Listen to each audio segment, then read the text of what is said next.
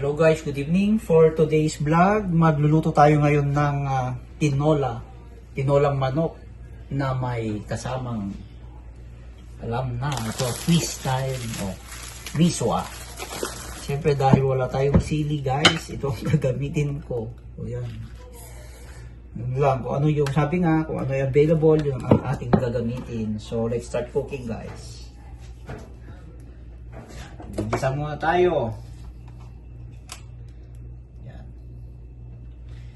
Isa lang na ang gigisa. So, siyempre, unahin ang ating luya. Yan.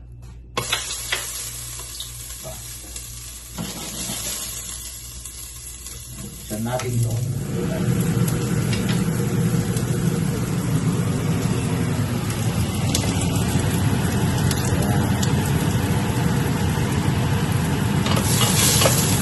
Tayo ng luya, ginger, onion,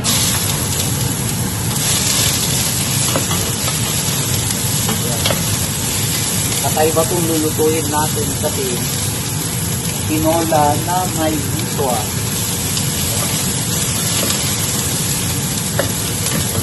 So, bawang,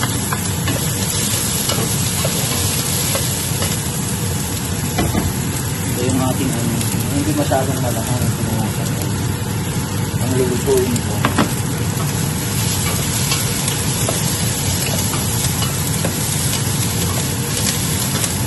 So, brown na siya. Yan ang ating manok. Ito.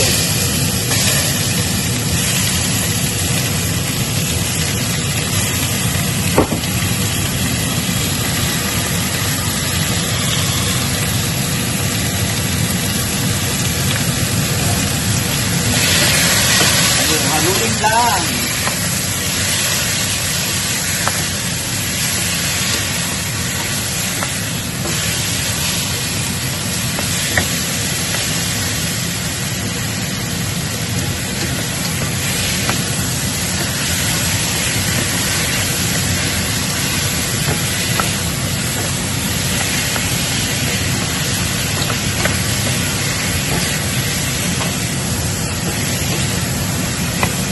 Sabi na nila, para masarap, kailangan naka-smile lang palagi.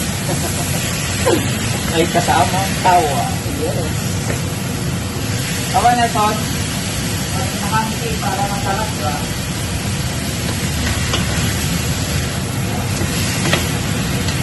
Tingnan natin kung masarap ang chicken tinola with miswa. Wala tayong sili, wala rin tayong sayote or papaya. So, sabi, kung anong available yun na. Ganun lang kasi. Diyan natin ng kaunti patis. Oh, sobra na. Yan, look. Yan.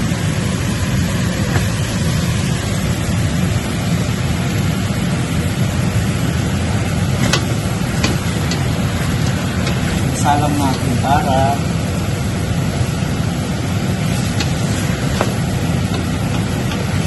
kailangan medyo mag-isa para masarap.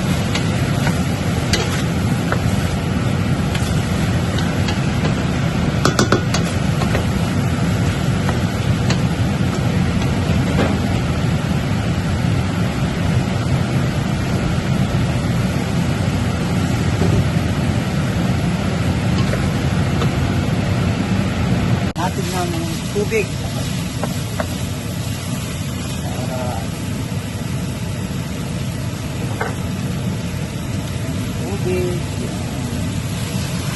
para palambutin.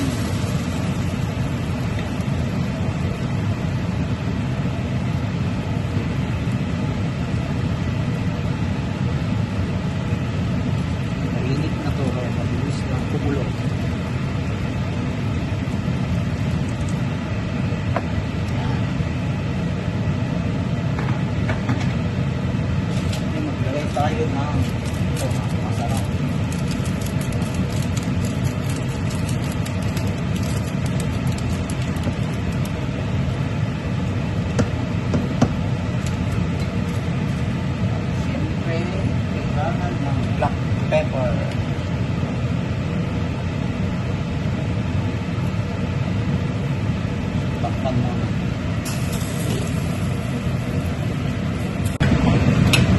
Lagay na natin ito ngayon. Chinese pecho, tawag dito guys. Dito yung ko bakit choy pa rin. Yan. Kasi nasa Canada na. Pero sa Pinas to, tinatawag namin Chinese pechay from Baguio. Ito bok choy.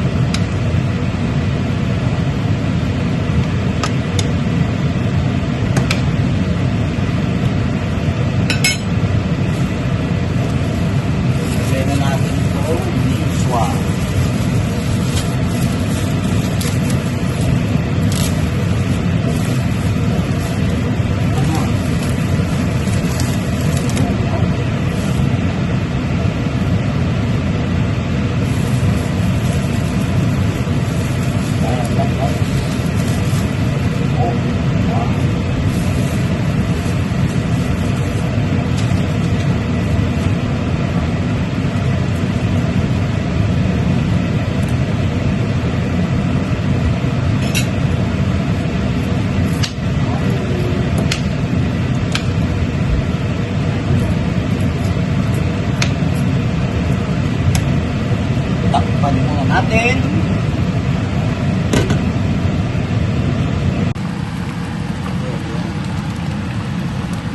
Ito na.